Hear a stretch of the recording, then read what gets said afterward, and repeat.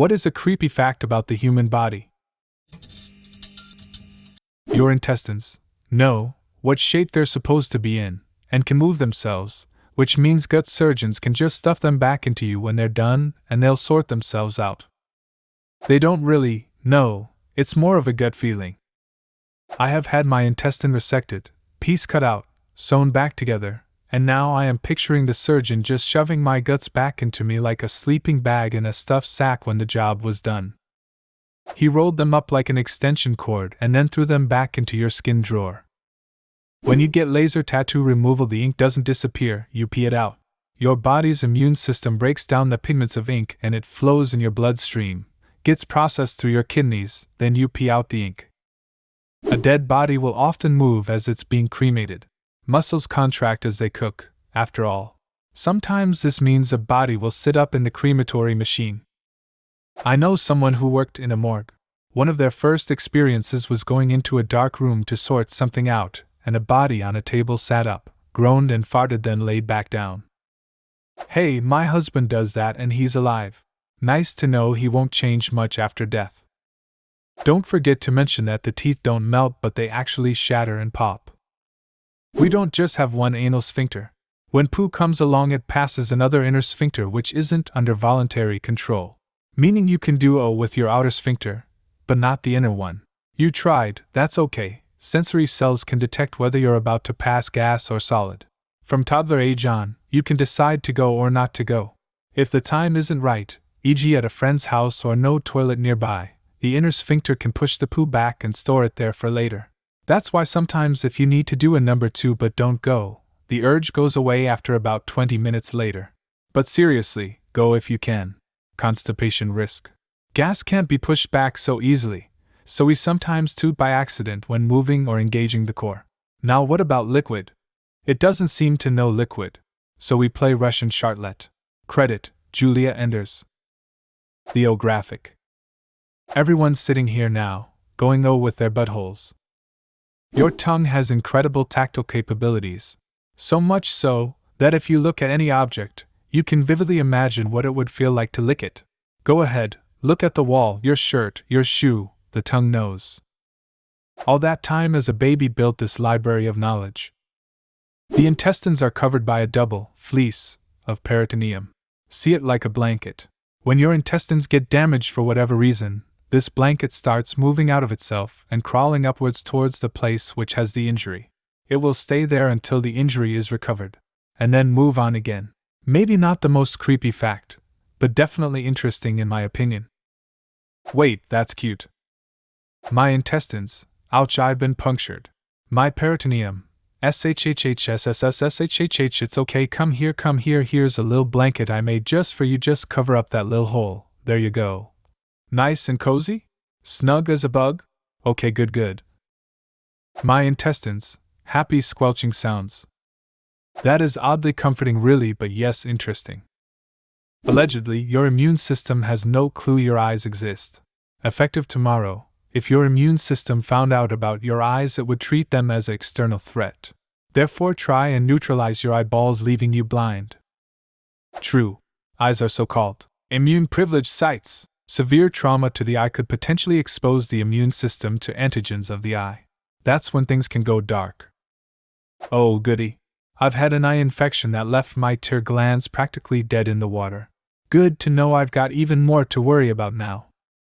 The pain you feel from a sunburn is your skin cells effectively killing themselves before they mutate into cancer.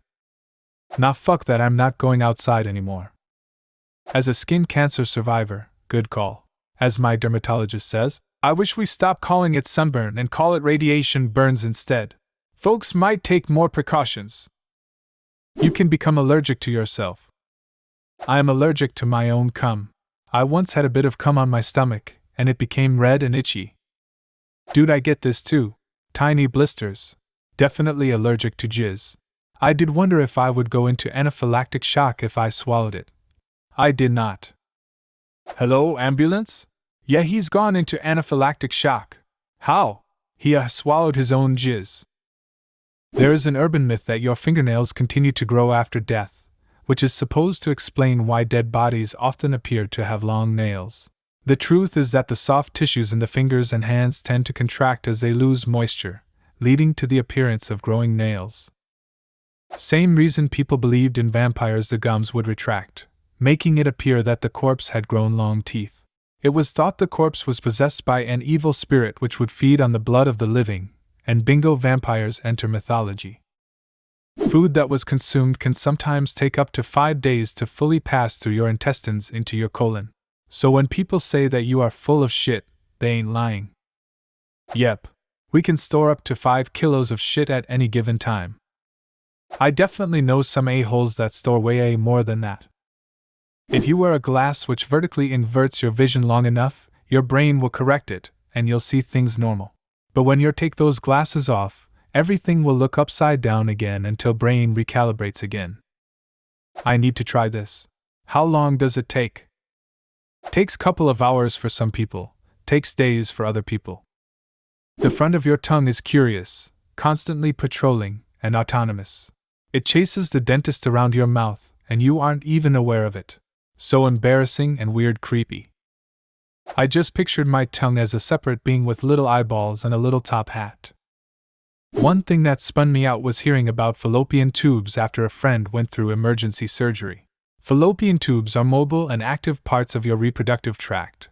When one tube isn't there or is broken, the other tube can actually move over to the opposite ovary and pick up an available egg. The brain will always usually try to ensure its survival. If knocking you out does so, then you will faint for the safety of the brain. I remember finding this once, but I don't remember clearly. Your brain does a slightly similar thing with sleep exhaustion too. When it gets to such a severe point that things start breaking down, the brain will basically say not on my watch and put you into a microsleep. We've probably all had microsleeps before when we're overly tired, but the further you slip into sleep deprivation, the more dramatic they get. Your brain will trigger them more and more out of necessity, and you'll find it harder and harder to get out of them. When my sleep disorder was at its worst, I would find myself completely unable to open my eyes after my eyelids were dragged shut by sleepiness. The more I forced them open, the further I went into hypnagogic hallucinations. There'd be pink animals floating across the lecture hall, sounds would become distant echoes, and everything would rapidly become a rainbow swirl of tunnel vision. My next recollection would be that time had jumped 3 minutes, as I'd fallen unconscious on my desk. After each microsleep, the next would be harder to snap out of, because my brain needed, to wrestle me down and hold me there. Incident number 1. I had a bad enough broken bone when I was 9 that it almost killed me. Apparently the marrow that makes blood can't exist in your bloodstream. Fun fact, lol. Incident number 2. My orthopedic surgeon and my neurologist still don't have a good explanation as to how I have full range of motion in my legs, i.e., the ability to walk, run even. I've never seen a super smart guy like my neurologist just go, I don't really know, after I had broken my back and had nerve damage and partial paralysis in both legs. My neurologist says that sometimes cerebrospinal fluid can act as a bridge for major nerve damage, so maybe that. Otherwise? He wrote some published stuff about it that was more question than answer, haha. All I know is that when I get x-rays done or switch doctors, the response is, how did you walk in here? It visibly unsettles them. Like I'm playing a prank and my wheelchair is hidden somewhere, lol. I don't really care, if I'm being honest. It hurts a lot sometimes, and people get really weird sometimes when I remind them that I can't do some things, but shrugs, I can walk, so it doesn't matter much to me. Long story short, sometimes your body can do some weird and creepy shit that even the professionals go, about, lol. People keep saying, your brain, in these comments. I think one of the creepiest things is that you are the brain and the brain is you, but for some reason we brains really don't like to acknowledge this. The brain contains so much information about itself or some of our bodily needs that it decides to keep from us, itself. In response, the brain can undergo analysis to theorize how itself works. In other words, the brain might very well know how itself works, it just keeps that information from itself, but it has the curiosity to not only ask how itself works, but for some people a drive to discover how it all functions. Human skin is overlaid with a pattern called Blaschko's lines, stripes covering the body from head to toe. The stripes run up and down your arms and legs and hug your torso. They wrap around the back of your head like a hood and across your face. You just can't see them. I just had to look these up, and it's super cool. Are you going to leave out the coolest part though? You actually can see these lines, but only under a UV light. Viewed from a medical standpoint, the inside of your gastrointestinal tract is technically the outside of your body, making you a meat donut. How limited our minds are. An ant will never understand that being in my room when I'm vacuuming is a bad idea, but the knowledge exists. I'm sure there's a boatload of information about the universe staring right at us, but we'll never understand it because of our stupid human brains. You could be a second away from dying unexpectedly from no outside force and have zero indication it is about to happen. A pregnant female corpse will build up enough gas to expel the fetus even after death. Look up coffin birth.